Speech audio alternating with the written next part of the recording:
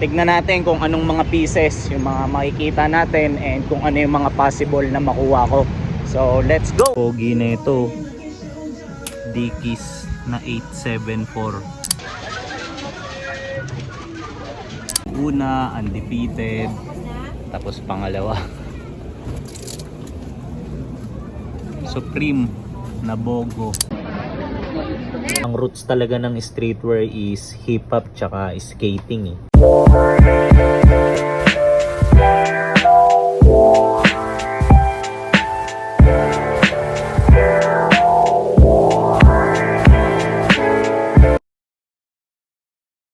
Yo! Good day sa inyong lahat. So para sa episode na to, alam nyo na, mag-uukay ulit tayo. Then tignan nyo tong hat ko. Okay ba? Nike ACG.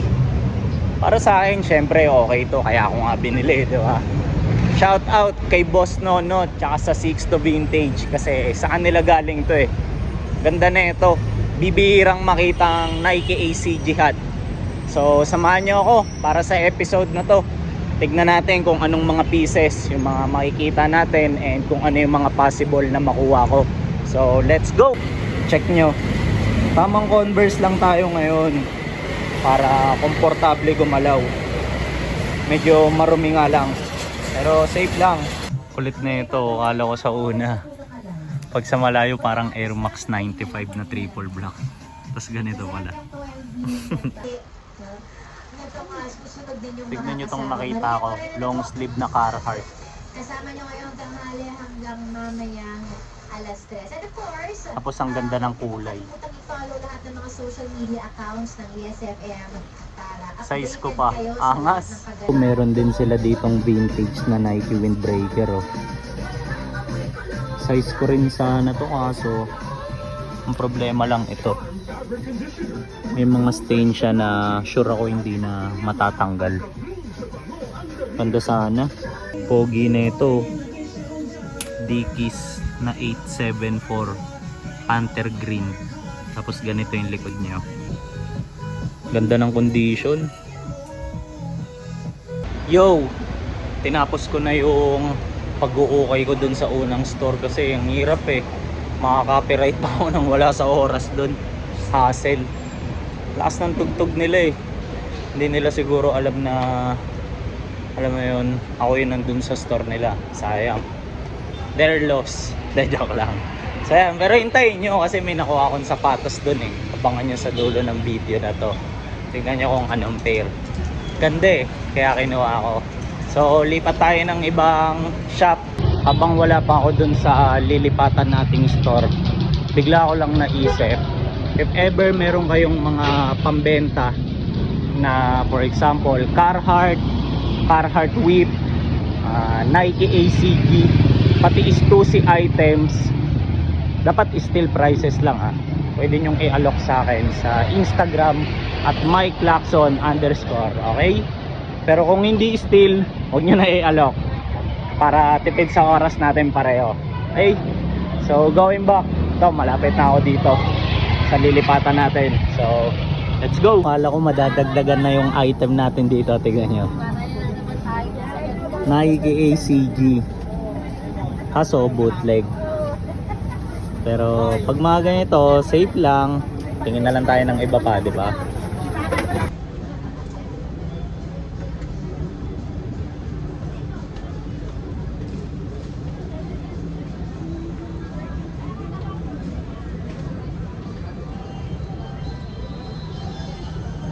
Meron ulit ditong bootleg na Nike oh. Tignan nyo yung tag.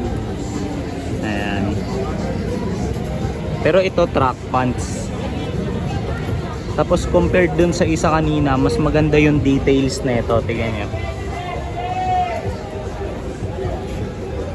Tapos meron pa siyang side logo dito. Ayan. Angas. Vintage na bootleg. Tapos meron pa siyang ganito sa likod oh. Mga parang maliit na details ng Nike. Mami, good afternoon po. Wala po si Wala pa po.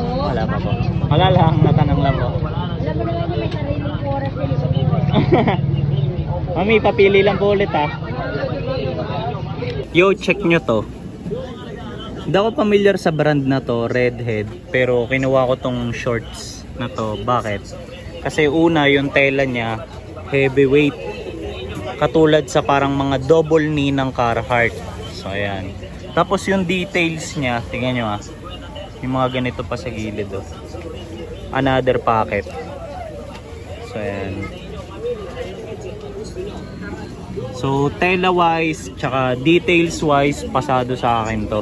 Ang ganda. Tapos ganito pa yung mga bulsa niya sa likod oh.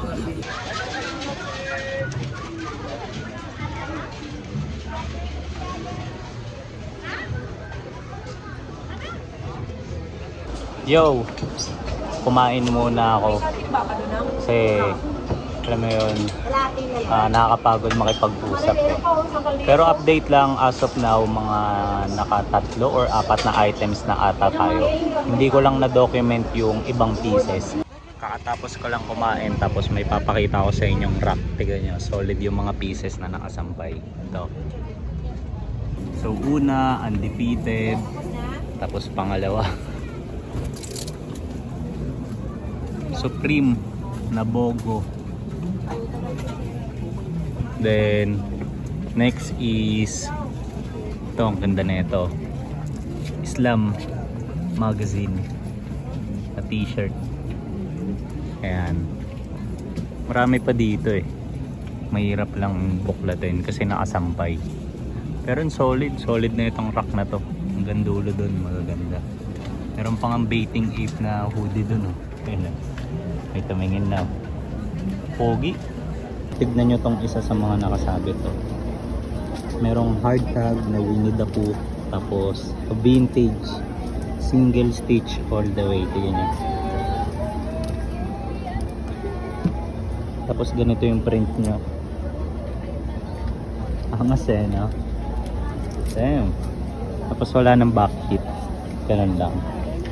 Yo! Pauwi na ako. Then kagaya ng palagi nating ginagawa, once makapag-freshen up ako tapos masanitize ko yung bawat item, so papakita ko na lang sila sa inyo.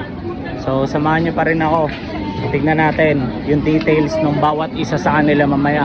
So tara, let's go! Yo! So sa wakas, nakauwi rin ako. Then ang kagandahan, nakapag-freshen up na ako. Tapos itong mga items dito sa tabi ko, na isa-isa ko na ring isanitize. So ano bang next na gagawin natin? Syempre, papakita ko na yung details ng bawat isa.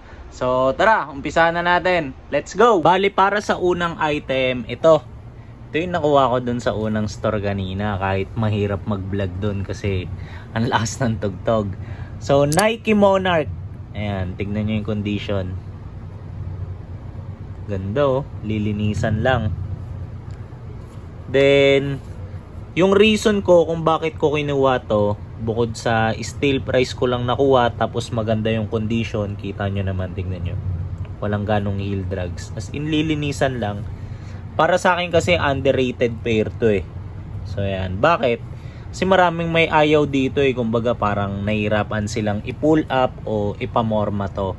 So ngayon, ang gagawin ko, since size ko to, syempre, lilinisan ko, then susubukan kong ibahin yung tingin dito kasi susubukan ko siyang ipamorma, di ba? Ano, ang ganda oh. So, check natin kung ano bang kakalabasan kapag napamorma ko na to. Makikita nyo naman sa Instagram ko yun eh, at @MikeLacson_once na gamit ko na to. Eh di kapag alam mo yun, pangit, benta. Ganun lang yun eh. So yan. Pero subukan muna natin, syempre, di ba? Then para sa next item, ito. Ang second item natin is ito. Porter na sling bag. So Japanese brand. Ayan. Para lang sa mga hindi pamilyar. Ayan. Porter. Then kaya ko kinuha to kasi obvious nyo naman, tignan nyo. Napakaganda ng condition. Yung hardwares niya, ayan oh. Bukod sa may details na ganyan, yung logo nila na parang babae. Ayan oh, ang kintab lahat. Parang bago lahat eh, oh. Ayan.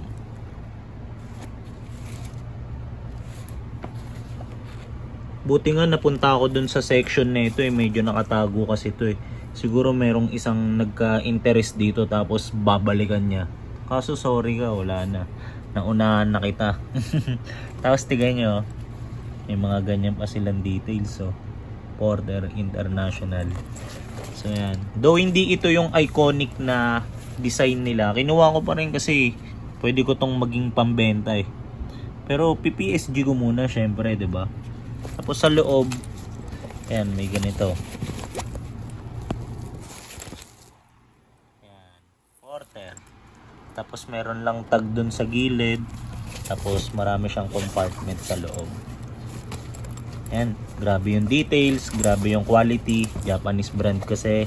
Para naman sa pangatlong item natin, ito isa to sa favorite ko sa mga haul natin ngayon. Tingnan nyo naman. Patagonia, tapos ganyan yung details ng print nyo. Angas eh, no? Parang may instruction. Tapos ganito yung kulay niya. Parang baby blue. Tapos ganito yung print. Then, pag binuklat natin, t-shirt, 'di ba? Tignan niyo yung print sa likod. Meron kasi itong back hit eh. Charan! Ayan, yung iconic na Patagonia logo. Tapos boy na boy yung kulay nyo. Ayan, may mga maliit na hairlines, crack prints. Pero, wala sa akin yan. Crack ko to. By the way, PSG ko rin pala to. Tapos ganito lang yung tag niya sa loob. Tapos, isa sa reasons kung bakit ko pala to kinuha, kasi tingnan nyo, iba-iba nakalagay, workwear. Ito naman, wornwear. Ang next item naman natin is, tignan nyo to. Okay ba to? Baka kasi hindi okay to eh. Ayan, tignan nyo naman. Nike ACG lang naman. Na pants. Ayan. Ganyan yung tag niya. Tapos may adjustable sa waist. Then kung yung kanina bootleg, ito legit na. Ayan. Tapos isa sa mga details na gusto ko dito, tingnan nyo. Meron siyang ganito sa laylayan. Pakita ko sa inyo. Ayan o, may ganyan siya sa laylayan o. Para kung gusto mo ng masikip, pwede mo siyang parang ibotones, di ba? Ayan, angas eh, no? Tapos, gandang-ganda rin ako sa details ng bulsa nito, tingnan nyo. Ayan, ganyan. Tapos, meron pang isa sa gilid. So, parang dalawa. Ayan o, isa. Tapos ito yung mismong cargo niya. So dalawang bulsa sa isang side. Angas eh, no? Tapos sa kabila, ganun din. Ayan, merong zipper dito. Tapos may isa pang cargo dito. So parang pwede mong ilagay ang maraming items. Tapos sa pinakababa niya, meron lang siyang branding na Nike ACG. Ayan. Okay ba? Bago ko pala i-discuss tong tatlong next items natin, gusto ko lang magpasalamat sa seller neto na ayaw palagi magpakita sa vlog. So, iisa lang kasi yung pinagbilang ko neto eh. Then, sinabihan niya ako ahead of time na daanan ko daw tong mga to. So, para sa unang item, ito. Polo. Na, ayan o, buhaya. Lacoste. So, gagamitin ko to kapag magbabasketball ako para hindi ako mamamasa. Hindi, biro lang. Kapag ka-trip ko lang na, alam mo yun, mag-pull up ng Chicano vibe na forma. So, yan, Lacoste. Tapos, wala akong ganong i-discuss na details kasi kita nyo naman yung design. Yan. Angas na ito. Tapos, tingnan nyo yung mga botones niya. May mga Lacoste pa na branding. Tapos may bulsa lang dito. Para sa next item, ito. Hop. Legit na streetwear brand. Yan, skate brand. Siyempre, ang roots talaga ng streetwear is hip-hop tsaka skating skateboarding. Tapos tignan nyo tong pinasa nyo sa akin. Crew neck. Tapos ganito yung design sa chest. Angas no? Kapag na hawakan nyo sa personal to, parang magaspang yung print nya. Ganda ng quality, tapos ang ganda ng tela. So, yan. Though hindi ako nag-i-skate, syempre, pwede ko itong maging pambenta. Then, kapag ka nasa arawan, di ba, alam mo naman, kapag ka nag-uukay tayo, pwede ko itong gamitin. Tapos sa sleeve, tignan nyo, merong design na Hop. Yan. Hop worldwide. Ganda no? Tapos, sa likod, ganito yung back hip nya. Napakalaki. Buhay na buhay. Ayan angas no? Ganda ng kulay ng mismong tela. Tapos ang ganda ng kulay ng print. Yung last item natin, ito. Ayan. Carhartt. Carhartt na long sleeves. Parang ganun sa Hop kanina. So yan. So ito, PSG ko rin. Tapos, simple lang yung usual na Carhartt long sleeves na meron dito sa mismong sleeve nya nung logo pati branding. Then ginawa ko to, bakit? Kasi bukod sa size ko, ang kagandahan, 'di ba usually yung mga ganito kapag gamit na may crack print. Ito wala. So yan. Love na love talaga ako ng bossing ko Ayan, piniem niya pa sa akin to Daanan ko daw. Then, wala na akong ganong i-discuss dito. Ang issue niya lang naman is fading, pero alam mo yun, even naman siya sa buong piece. So, since napakita ko na yung kada item na nakuha natin para sa episode na to, it's time na para i-end yung video natin. Pero bago ko yun gawin, since alam mo yun, marami-rami yung nakuha natin sa episode na to compared sa mga last ukay vlogs natin. Comment kayo below kung ano yung sa tingin yung pinakamagandang piece na nakuha ko Pero ang masasuggest ko dyan is syempre wag natin limitahan dun sa mga items. Kasi for example, meron kayong ibang ideas na gustong i-share about sa buong video na to or anything. Basta bato nyo lang yan dyan sa comment section natin. Kasi ang kagandahan, hindi lang naman ako yung pwedeng makabasa niyan. Syempre may mga iba rin tayong viewers dito sa channel na pwedeng matuto, 'di ba? So, 'yun lang. Tatapusin ko na yung video dito. So, see you na lang sa next kong upload. Then salamat pala sa mga umabot sa part ng video na to. Let's go!